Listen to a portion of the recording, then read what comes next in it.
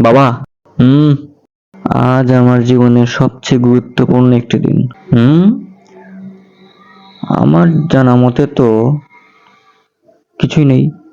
আরে, পুজো আসছে, আর পুজো মানেই তো চাঁদা।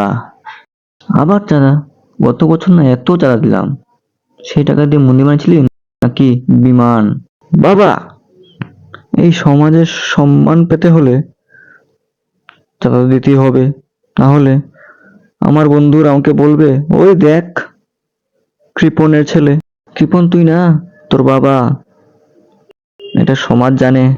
বাবা, 500 টাকা দিয়েছিলে সেই গত বছরে, এখন কি সে 500 দিয়ে চলবে? আর কিছু না চলেও তোর এই মাসটা চলে যাবে। বাবা, উপরের মা সব দেখছে। পুজোর চাঁদা না দিলে অনেক বড় পাপ হয় বাবা। আচ্ছা, তবে তোর মাকে বল বাবার বেতনটা বাড়াতে। থাক, আর লাগবে না বলা। 200 টাকা দাও। 100? হ্যাঁ, এই 100 টাকা দিয়ে তো মন্দিরের রং হবে না। আচ্ছা, 150। এর বেশি 1 টাকাও দিতে পারবো না।